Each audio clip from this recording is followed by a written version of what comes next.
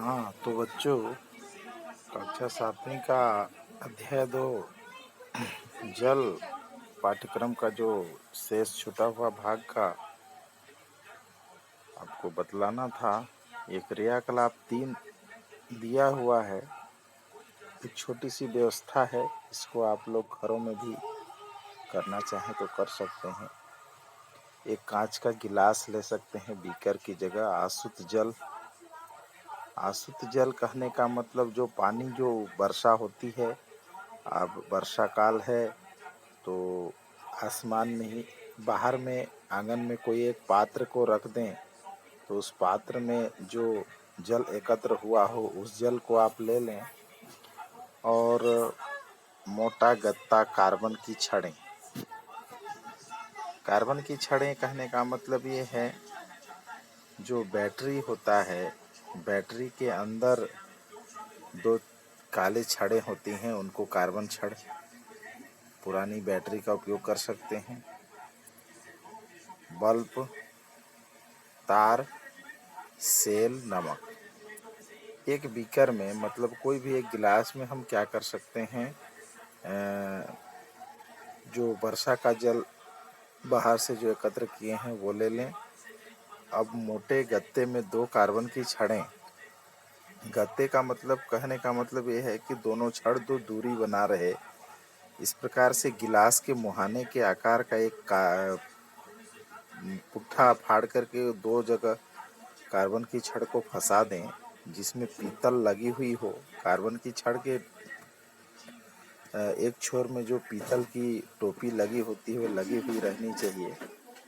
उस पीतल की टोपी में आप ये दोनों साइड से वायर जोड़ करके निकाल दें और आपके हाथ में एक सेल हो। सेल कहने का मतलब बैटरी है। और साथ में आप नमक रखे हों, नमक रखा होना चाहिए। पहले तो बिना नमक से आपको प्रयोग करना है, जो बाहर से आप एकत्र किए हैं जल। इस प्रकार की व्यवस्था बना लें। बनाने के बाद में आप जो है बैटरी के धन सिरे और ऋण सिरे दोनों सिरों में एक बल्ब जुड़ा हुआ तार एक तरफ से और एक तरफ से दूसरे कार्बन के छड़ से लिया हुआ वायर जोड़ें और पीछे बैटरी में टच कराएं और देखें, अवलोकन करें कि क्या बल्ब जल रहा है। जब हम आसुत जल से प्रयोग करते हैं, जो वर्षा का जल होता है, जो कहीं पर छत में गिरा हुआ नहीं होना चाहिए, बर्तन में उसको ग्रहण करना है। उसके पश्चात देखते हैं कि इसमें बल्ब नहीं जलता है। बल्ब नहीं जलने का हम आशय ये लगाते हैं कि ये जो कार्बन के छड़ हैं वो जल में डूबे हुए हैं, परंतु जल जो है अपने में धारा का प्रवाह होने नहीं दे रहा है, जिसके कारण बल्ब जो है जल नहीं रहा है। और यदि इस जल में कुछ देर पश्चात थोड़ी सी नमक की मात्रा मिला दें, नमक मिला देने से जल में नमक लवण घुल जाने से जो इसकी चालकता है, विद्युत चालकता, आवेशों का वितरण ही होता है विद्युत चालकता। अब नमक डालने से ही इसकी चालकता बढ़ जाती है और अपने में से वह विद्युत धारा को प्रवाहित होने देती हैं और बल्ब जल उठता है। तो ये प्रयोग सावधानी जरूर होना चाहिए।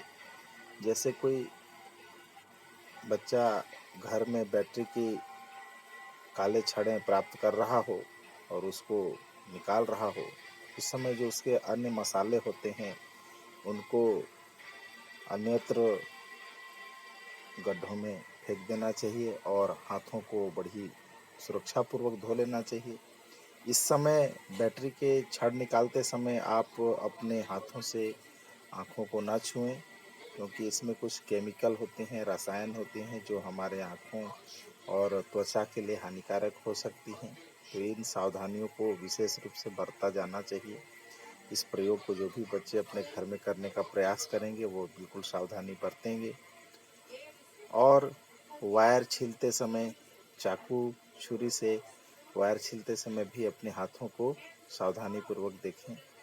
इन सावधानियों को बरत करके इस प्रयोगों को आप अपने घर में ही व्यवस्थित करके कर सकते हैं।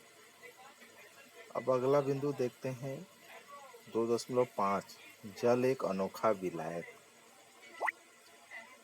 जल क्या है? एक अनोखा विलायक है। जल में बहुत से पदार्थ घुलनशील हैं।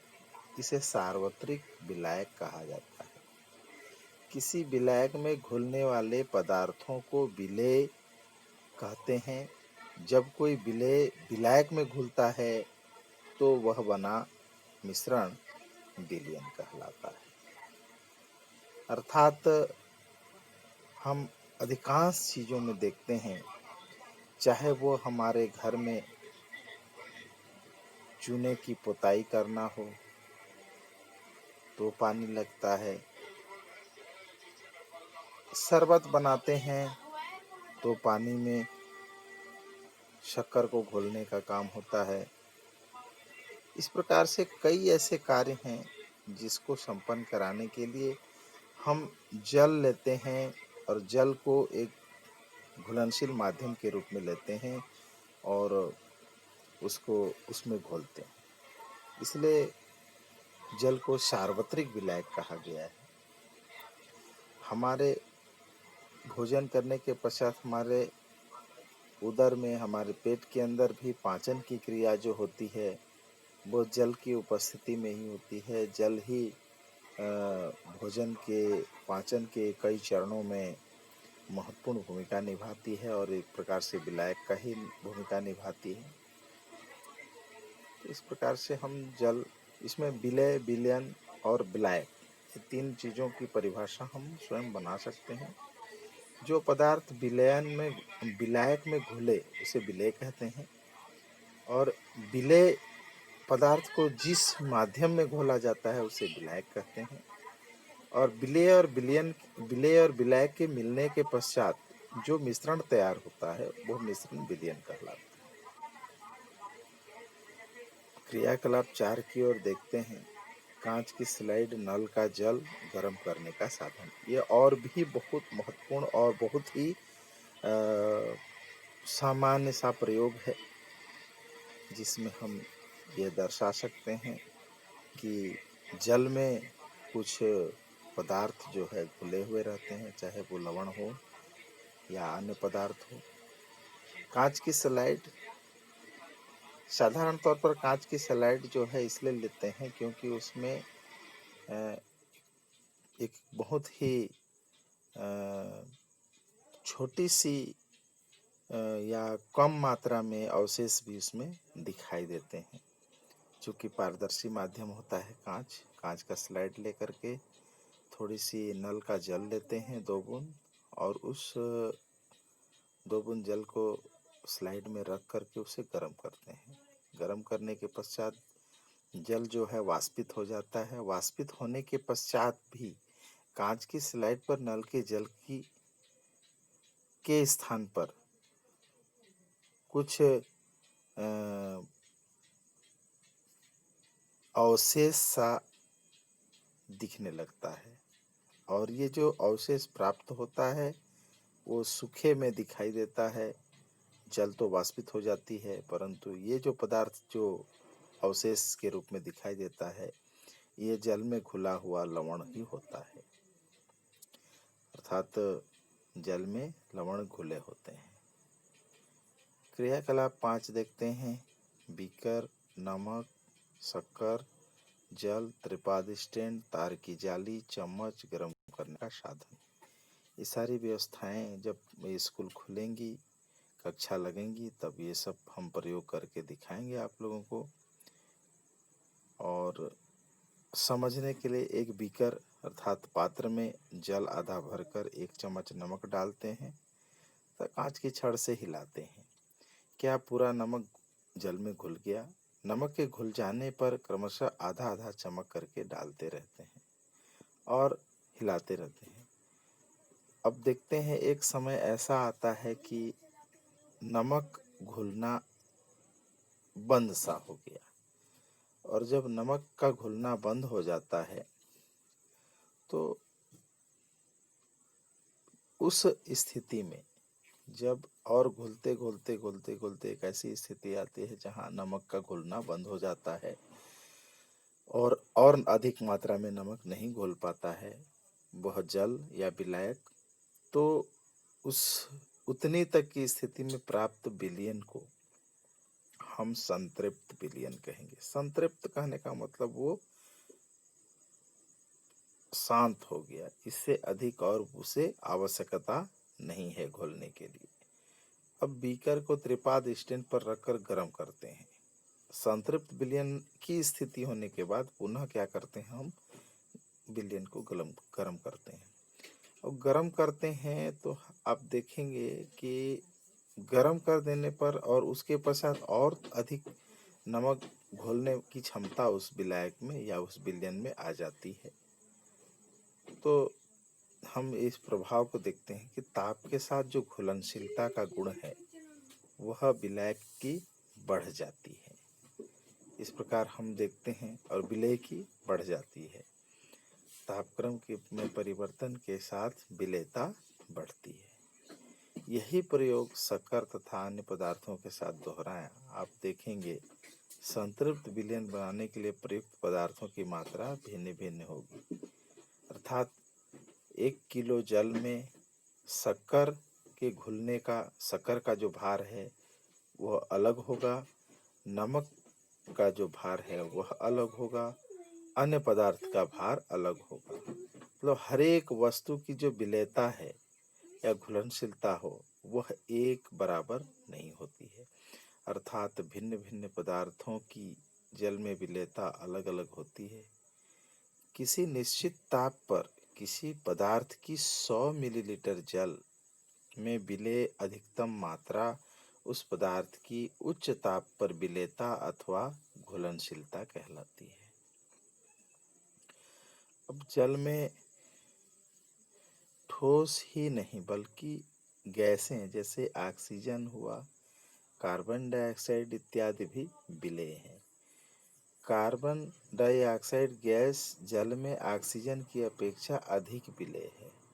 शीतल पेय बनाते समय आप लोगों ने व्यवहारिक रूप से यह अनुभव किया होगा कि जब कोका कोला अथवा पेप्सी की बोतल को हम खोलते हैं तो उससे एक विशेष आवाज़ खोलते समय प्स की आवाज़ आती है और यह आवाज़ उस पेय पदार्थ में घुली हुई कार्बन डाइऑक्साइड गैस के कारण होती है, जो शीतल पेय में कार्बन डाइऑक्साइड को संपीड़ित करके घुलित किया गया रहता है।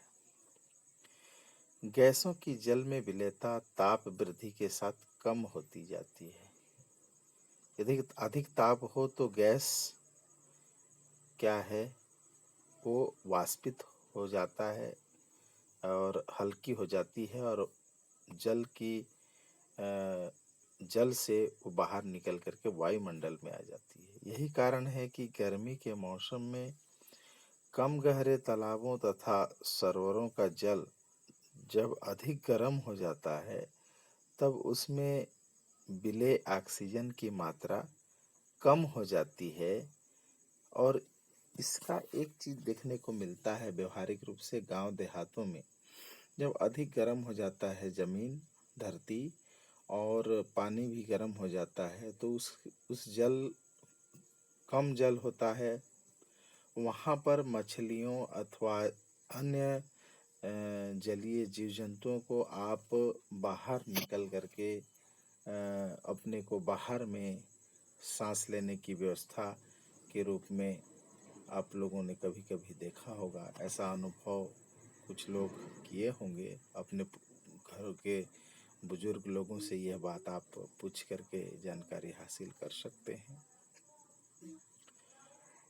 और इस प्रकार हम देखते हैं कि आगे देखते हैं समुद्री जल का खारापन। जिन लोगों ने भी समुद्र देखा है, उसका जल का स्वाद चखा है, उन्हें यह बताने की आवश्यकता या समझाने की आवश्यकता कम होती है जो समुद्र के जल का अनुभव किए हों। समुद्र का जल आता कहाँ से है? वर्षा होती है तो समुद्र के जल का वाष्पन की क्रिया होती है। वाष्पन की क्रिया होकर के वायुमंडल के विभिन्न हवाएं जल धाराओं को अन्यत्र जगह जगह ले जा करके वर्षा काल में वर्षा कराते हैं। संघनन के माध्यम से वर्षा जल की बूंदों के रूप में धरती पर गिरती है और विभिन्न स्थानों से वह बह करके विभिन्न कूड़े करकट कचड़ों इत्यादि नमक मृदा को चट्टानों को धोते और उनसे अन्य प्रकार के लवणों को साथ में आत्मसात करते हुए वह नदियों के माध्यम से समुद्र में जा गिरती है और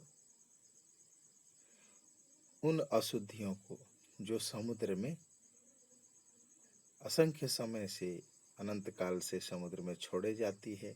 क्योंकि जब वर्षा का वाष्पन होता है, वाष्पन की क्रिया होता है समुद्र के ऊपर, तो उस समय वाष्प बनकर के जल हल्का होकर के उठ जाता है। तो उन अशुद्धियों को जो बहाकर साथ में लाया हुआ रहता है वो समुद्र में ही छोड़ करके जाता है और अनंत काल से इस प्रकार से अशुद्धियों के एकत्रीकरण के कारण समुद्र का जल अत्यंत खारा हो गया है, जिसके कारण हम सीधे उपयोग में नहीं ला सकते पेयजल के रूप में।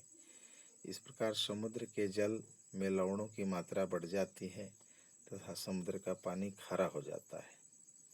समुद्री जल के 1 लीटर में लगभग 35 ग्राम लवण होते हैं, जिससे अधिक मात्रा में नमक, जिसमें क्या होती है नमक की मात्रा, सोडियम क्लोराइड। साधारण नमक का सूत्र होता है NaCl। Na सोडियम तत्व है और क्लोरीन तत्व, दोनों का यौगिक है सोडियम क्लोराइड।